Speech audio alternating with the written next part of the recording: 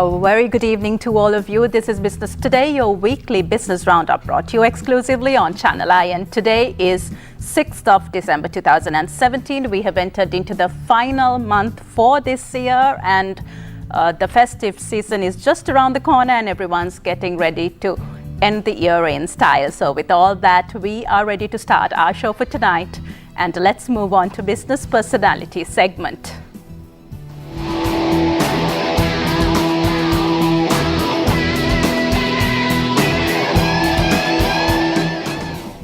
All right, and today we have a person who represents the first, the oldest and the most experienced travel company in Sri Lanka. So let's first connect with the introduction clip to welcome our guest for tonight.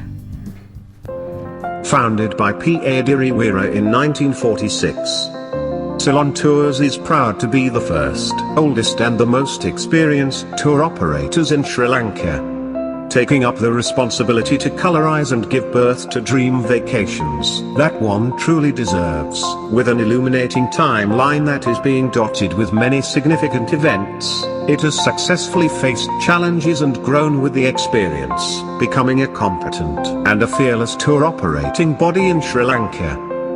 It is also one of the key figures, instrumental in developing the tourist industry of the Maldives, and remains as one of the top marketeers of Maldivian resorts. Ceylon Tours strive to satisfy the customers with their tailor-made holiday packages, while pioneering many developments in the local tourism industry. Backed by the wisdom gained through decades of experience, their mission is to provide quality, excellence, and value for your money, for the package you choose to suit your budget and choice. Their highly trained tour guides will assist you and make their clients' holiday a worthwhile and memorable one, leading you on a wonderful journey with the elements of surprise and inspiration. A graduate from the London School of Economics and Political Science, Arosha Diriwiru is the Director Operations at Ceylon Tours Limited, founded in 1946. Arosha is now third generation in Sri Lanka's pioneer travel company. Yes, and here's Mr. Arosha Diriwira, Director Operations of Ceylon Tours Limited. A very good evening to you. Thank you very much for having me on the show. Right, so Ceylon Tours has been in operation for 71 years, and that's quite a long time. So it's interesting to know how this company was initially formed. Yeah, I mean, as you mentioned in the clip, 71 years old, and the oldest. And I'm third generation in the company. So, I mean, I'm very privileged, and the story behind it is a very inspiring one. Actually, my late grandfather, P.A. Diriwira, when he started the company, he was actually a journalist by profession. So he had a lot of affiliations with the Times of Ceylon at that time, and a lot of affiliations. He covered a lot of the as a war correspondent during that time, and he had a lot of affiliations with the New York Times, and often he travels traveled a lot to the US at that time, and how he got into tourism was his partner at that time. New York Times had a cocktail event for him at the famous Waldorf Astoria. Mm-hmm. And at that time, a lot of popular figures in the travel trade, in the American sector, became very good friends, and then they decided to go on this adventure of starting a travel company in Sri Lanka. And he was so inspiring, or he was so unprecedented in his thinking that he ran advertising campaigns with New York Times. Well, you could say the Facebook of social media or media at that time, and it was absolutely inspiring. And he brought taglines such as visit Ceylon.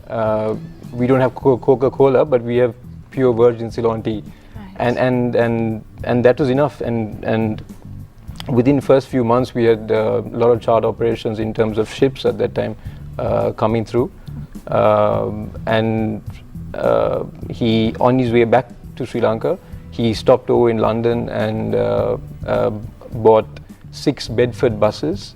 Right. I think my generation probably hasn't heard of Bedford buses, but other generations definitely have heard of it. He came back and started the travel trade, and at that time the biggest issues were on infrastructure, which we'll probably get onto later. But following which, he moved into film production. Not many people know about this, but he was a film producer also by trade, and he brought down popular films such as Bridge on the River Kwai. And Ceylon Tours really was formulated to cater to the film crew, and at that time, and traveling around Sri Lanka. So, I mean, my father being involved in an Academy Award-winning film, being a producer, yes. I mean, not many people can say that my grandparents was entangled with something like that. So I'm extremely proud of it. And then he later on moved into the hotel sector. He started the Mount Lavinia Hotel, Swiss Candy, and a lot of hotels, lot of Queens, lot of hotels at that time. And so he was pretty much the father of tourism, and he's recognized as such at the time. Great. And to get into tourism 71 years ago would have been quite a bold move, especially at a time even when we didn't have the tourist board formed. So your company would have surely gone through many challenges and many difficult times. So would like to hear from you the challenges the company had to face to come to its position today. Well, actually, my father would be better served to answer the question. But I've learned from him, and obviously, asked him about the experiences at that time. So obviously, as you mentioned, the biggest challenge was there was no infrastructure in place. There was hardly any hotels. It was more wilderness, Sri Lanka, when it comes to tourism at that time. So it was more of a experimental phase where they had to see what kind of locations would best suit. The distances aren't what you are accustomed, the times aren't what you travel times aren't what you accustomed right now. So that was the main challenges, and obviously even at that time, from what I've heard, my grandfather put a lot of emphasis on customer satisfaction. He believed in the whole notion that the customer should leave as happy as they came to Sri Lanka.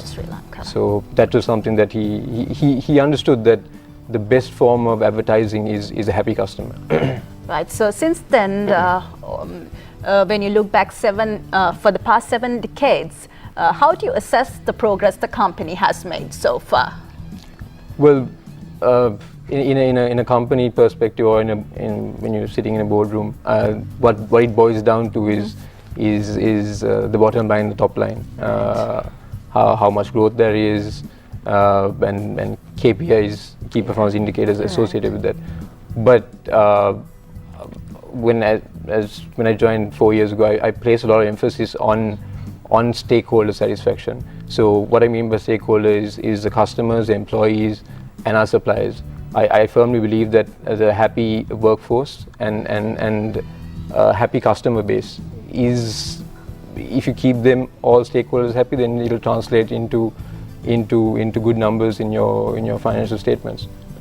Right, and unlike those days, there's severe competition in the market right now. So how did you survive through competition and still continue to progress and move forward? Yeah, I mean, more towards the question where you mentioned about how we assessed, how I try to assess performance is, we give feedback forms to every customer, and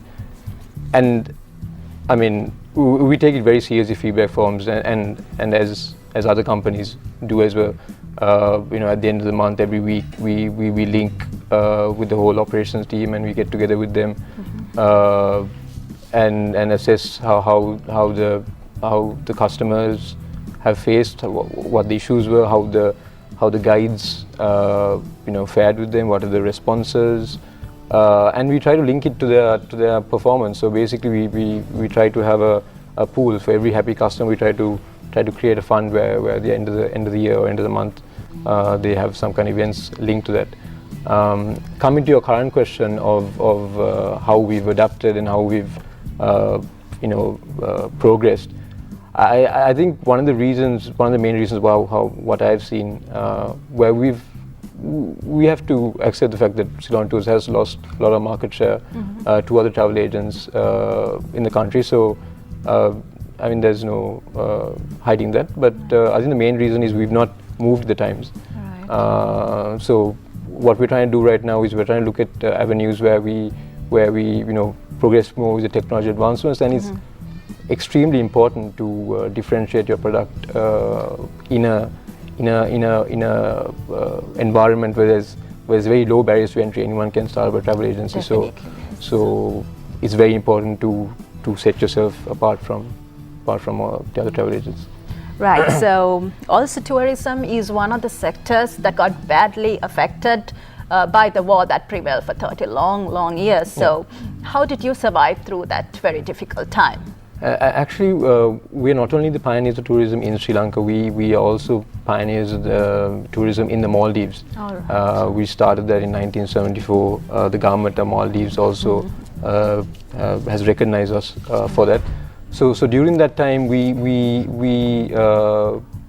ensured that we tried to, because of expertise in Maldives, we tried to get Europeans, and we did that successfully, coming to Sri Lanka as a 2-center operation. So where we tried to have the beach part in Maldives and then the cultural element in Sri Lanka, and that worked very successfully, especially during times where certain parts of the world was a bit apprehensive traveling to Sri Lanka because of the climate that was experienced. Right. So as we are all aware, the budget for 2018 was presented recently. So what are your thoughts on the proposals relevant to tourism sector? Well, overall, when I had a look at the budget, I think it's a very pragmatic budget. It also factors in the constraints the government has in terms of fiscal and current account deficits that the country is facing. When it comes to tourism, from the budget proposals, what I've seen is they've broken it down into infrastructure development, things like, and also safety of the traveler, and they've looked into areas of other areas which look into taxation. So in terms of infrastructure development, it's too early to see the effects whether these will be implemented. But if they're all implemented, they talk about having anchor sites within Sri Lanka, Batiklo, Trincomalee, Matara. They also talk about infrastructure development in railway stations through the private sector. There's also also mentioned in the budget about domestic airports. Then in terms of promotions, the Sri Lanka Tourism Development Authority and the EDB Export Development Board have come together, and they've launched an initiative which is called Branding Sri Lankan Cuisine. The plans are in place to have, I think, if I'm not mistaken, 3 locations where they have around. I think one of them is in London, to have a street festival kind of concept. Then on the side of getting tourists to come, they're also looking at a VAT refund scheme, which is like in other European countries and other Asian countries as well. That is basically to bolster, a shopping culture, people coming in and seeing Sri Lanka as a shopping destination. There's also an initiative that the budget talks of on having a program where they have tuk-tuk drivers, conversant and knowledgeable on being guides, and all of them have to register with the transport board and also the tourism authority. And also there's also talk mentioned about OTAs, bookings coming to OTAs. Bookings going to hotels through OTAs. there'll be a additional taxation on it. Right. So those are the kind of areas that it looks at. Provided it's all implemented, it's good, but I personally, being from the stakeholder position of a travel agent, I would have been happy if there was more concessions towards travel agents. Because at the end of the day, we supported tourism during the tough times as well. So I think hopefully in the future we get benefited from that. And also I would hope that there would have been more emphasis also on promotions in terms of creating a brand awareness for Sri Lanka. I think that's important. Right. So if you look at the entire industry, as we've got just a few more weeks to wrap up the year, how has the industry performed throughout the last few months throughout the year? Well, if you're looking at just tourist arrivals compared to last year, yes, there will be from last year, if I'm not mistaken, we had 2 million arrivals.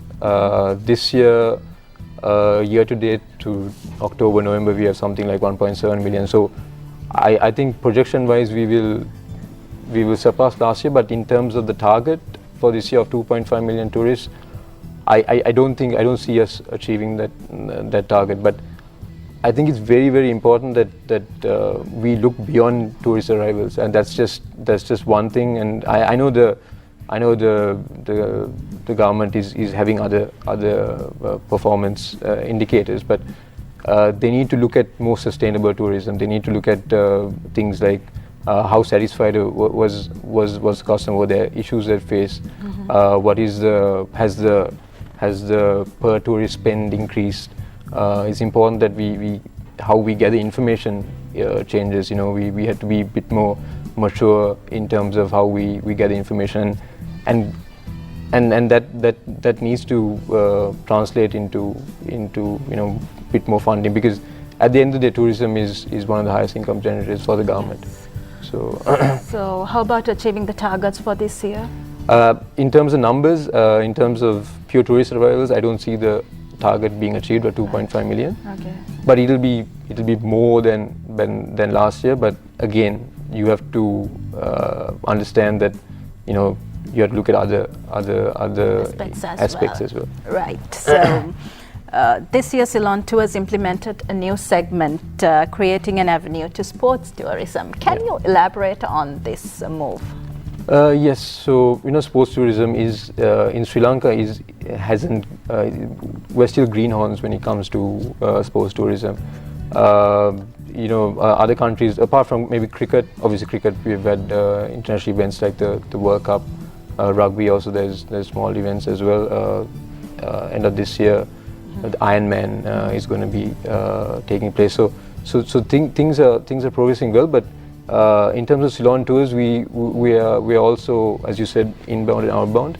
In terms of inbound, we've signed up with the Auckland Rugby Union, which is affiliated to the All Blacks. We are working with at the moment Sri Lanka Rugby as well to see how we can support professional athletes going into getting their professional qualifications or technical training, so to speak. We are in talks with other academies as well, and to work with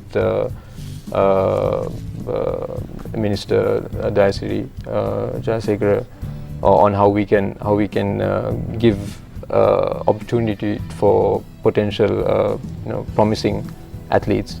So that's on the inbound sector. Outbound sector, we are looking at key events in terms of for next year. We're looking at giving an opportunity for Sri Lankans to go to visit the Football World Cup. We're looking at Premier League football, which we've already got a few people already on board on that.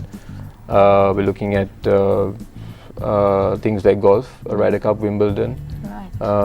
And Formula One as well in certain destinations.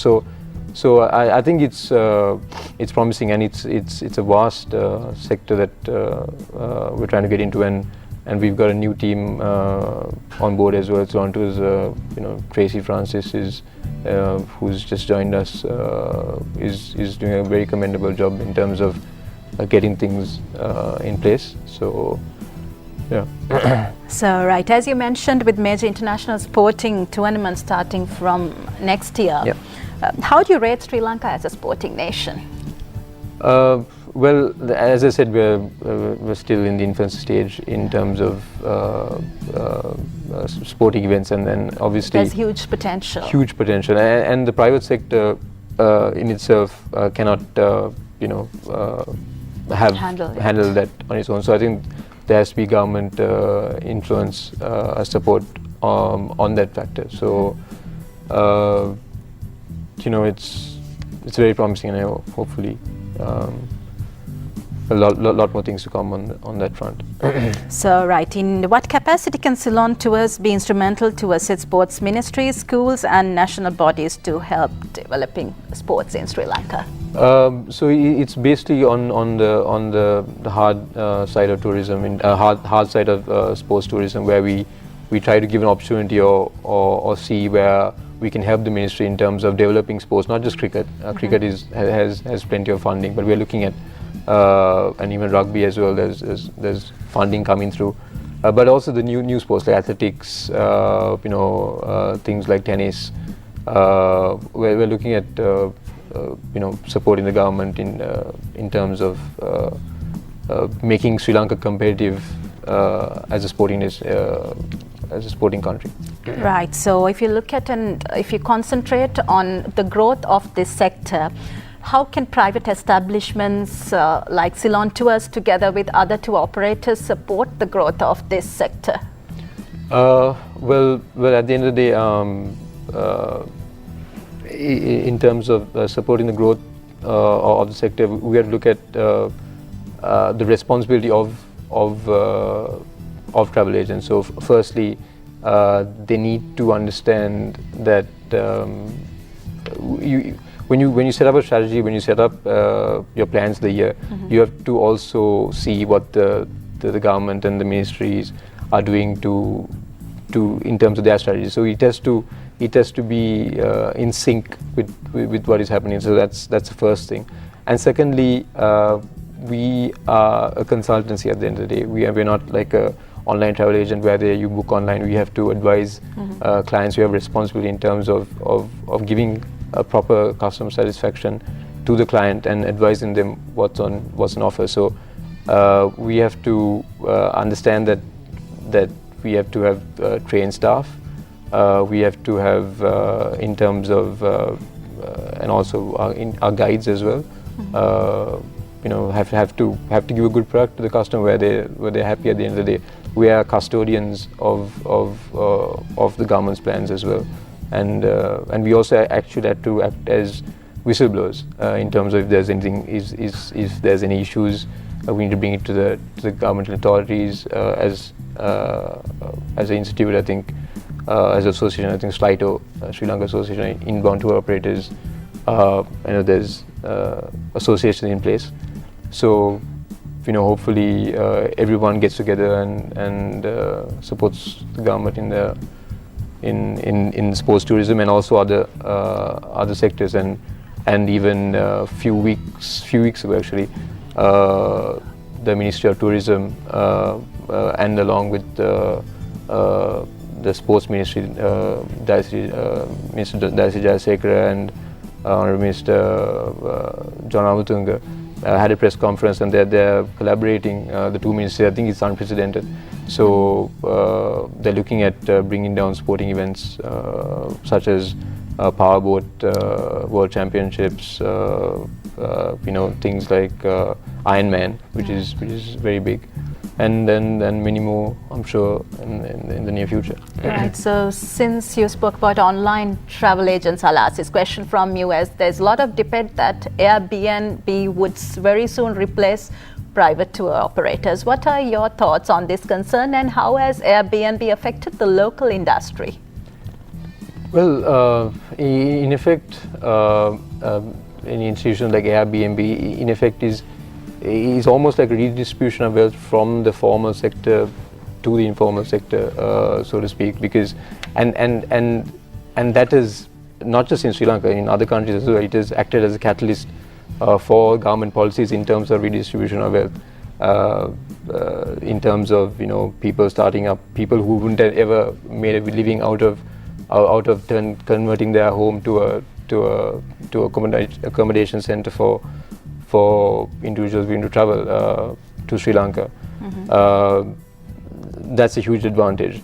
But also with models such as Airbnb and other like bookings.com and Agoda, the biggest issue or dilemma for any government is getting the correct or the fiscal revenue that they're supposed to get from these institutions, because often these companies have patented in Ireland, in Netherlands, and most of the revenues that they receive from Sri Lanka goes to places like offshore places like UK and Netherlands, and only a minute percentage is retained in Sri Lanka. So when it comes to that, it's a bit of unfair advantage, for Airbnb and all that, and also the government needs to understand that has to figure out a way of taxing them appropriately, and if they can't tax them appropriately, also look at ways of how they can invest more in the economy. So that's the biggest thing, not just in Sri Lanka but also across the world. So yeah. All right, so it was lovely having a conversation with you. Thank you very much for being with us. And he's Mr. Arosh Edirivera, Director Operations of Ceylon Tours Limited. Thank you once again. Thank you for having me. Thank you. Right, with that, we will move on to a short commercial break and we will be back with you soon. Stay tuned.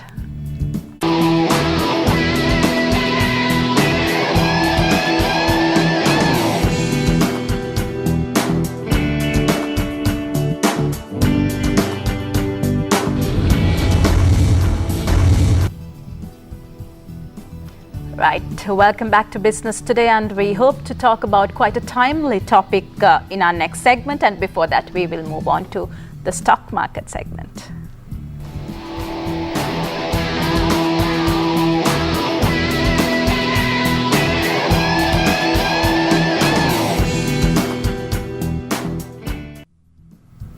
Yes, and we are ready to talk about the macroeconomic impact from the budget 2018 and its key highlights today. And we have Tilina Panduwavala representing Frontier Research. Good evening to you, and we warmly welcome you on board. Nice to be on the show. Right, so shall we start our conversation by talking about the key highlights? With regards to the budget 2018, one of the key highlights was the fact that the government had a broad framework of liberalization in the budget, which is in line with its Vision 2025 targets as well. And this broad framework of liberalization has been pushed by the minister and the state minister in post-budget forums as well, and they seem to be adamant on pushing forward this, and this is in line with the fact that they want to open up the economy to export orientation and away from the inward orientation that it has had in the past.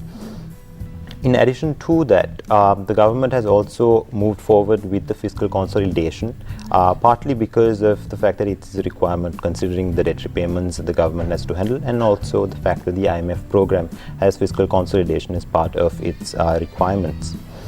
And this has meant that there is realistic expectations from the government side, especially in revenues, which is a positive compared to past budgets.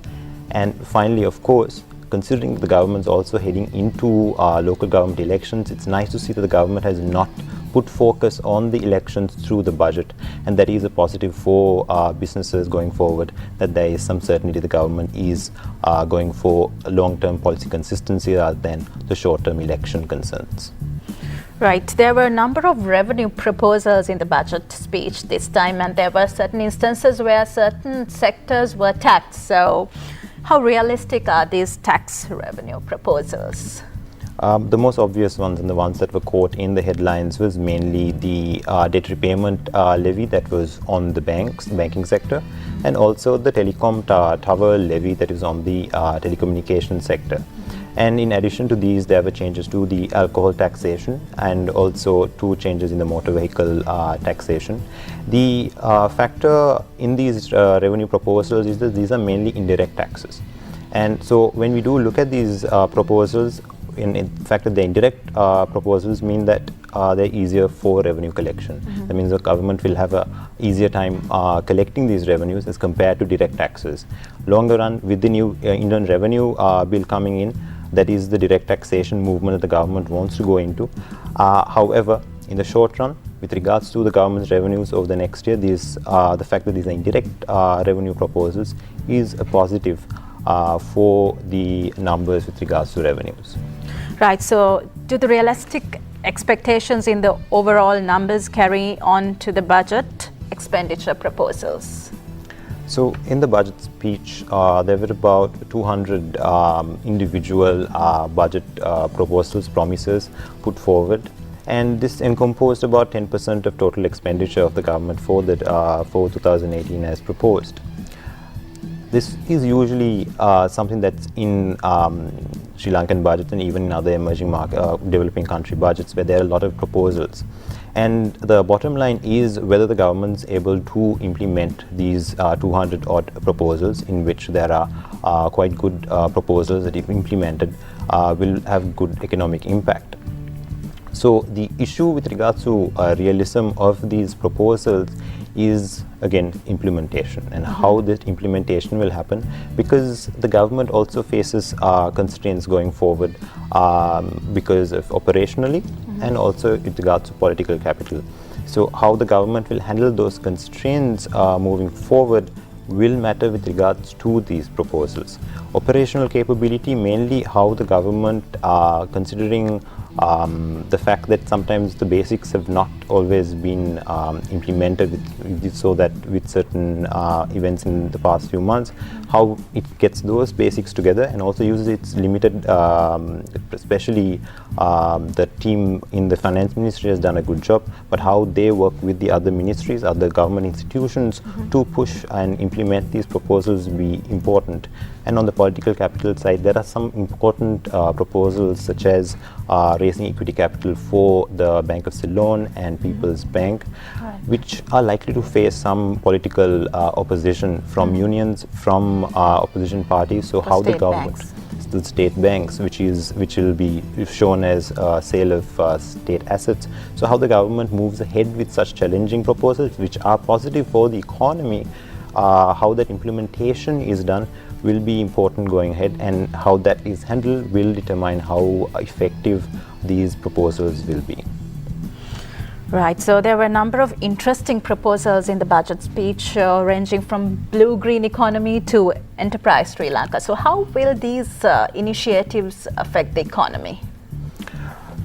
It's interesting to see the government taking a long-term view with regards to the economy through things like a blue-green economy, looking at environmental sustainability, because for things like tourism, environmental sustainability is going to be a very key factor for Sri Lanka.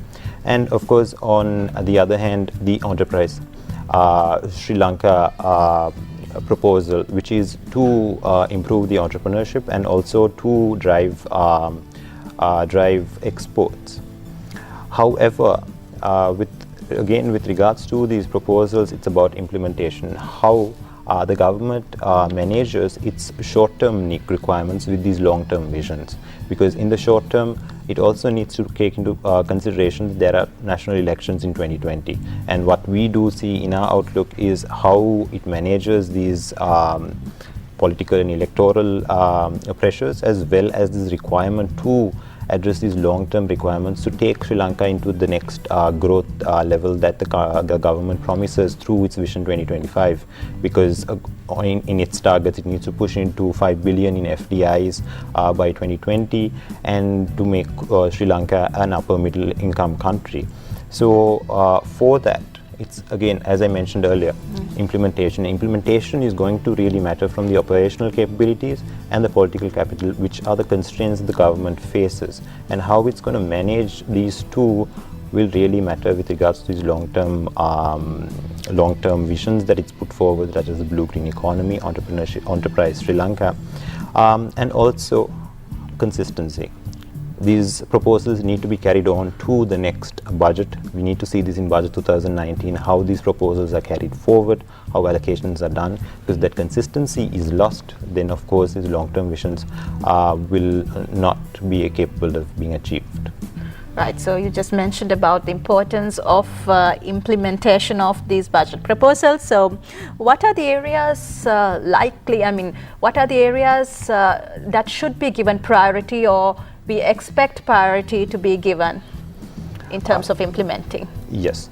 Actually, post-budget, I think Mr. Manotitha Valla at one of the post-budget forums highlighted that they are looking at 5 key priorities that they want to work on going forward to implementation, understanding the constraints, and that is a positive going forward.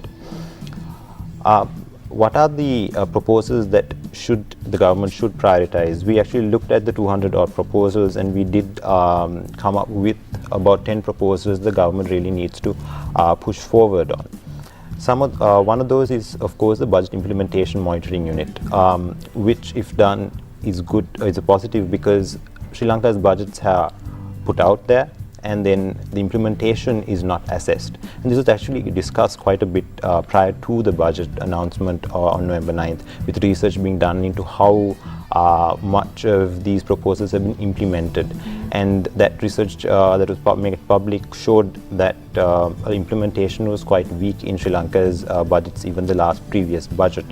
And with regards to that, so the budget implementation unit would be quite a positive for that, and if they is actually done properly. In addition to that, there is a central PPP unit. If that is done properly and is done functionally and works with the other line ministries to bring public-private partnerships together, it will drive the FDI requirements the government has highlighted, that 5 billion mark that they want to reach by 2020, which is ambitious. It can actually move forward if the PPP unit is properly functional. In addition to that, there is, of course, these highlighted allocations for a national window for 31 institutions to be connected, so that exporters and businesses would find it easier to work with the national institutions. Again, it needs to be implemented, and it should be done in a workable manner, and if those kind of things are worked on, it will be easier with regards to business, ease of doing business. In addition to that, we also looked at, again, the other one has been the raising equity capital for the state banks, which will be important considering that they need to reach the Basel III capital requirements in the next few years. And of course, things like the legislative reforms that the minister actually promised at the start of the budget speech, especially the Liability Management Act that it needs to bring in, because with the 2019 being a high debt repayment year, it wants to borrow early next year so that it has space for those repayments. But it's only possible to borrow beyond the borrowing limit if it is able to pass these reforms. In addition to that, there's also the customs ordinance reform that it needs to carry out. And if these reforms are focused on, if these proposals are focused on with the operational issues as well as the political capital, it can manage these constraints properly and move forward, then yes, those are the priority areas the government needs to be looking at. Right. Also, are there any sectors that have been neglected this time, or should have been focused more? What our sector research team has highlighted is that compared to the past, the amount of focus on sectors is actually reduced, and the number of proposals, and the proposals have been much more specific on the sectors. Things like tourism have seen not major proposals that are like major game changers, but mainly smaller proposals such as the informal market and also things like lifeguard. So this is not really an ignoring of these sectors, but rather the government being much more realistic with regards to the proposals that it can carry out. All right, so thank you very much for being with us today and for your valuable insights, Dilina. Thank you very much.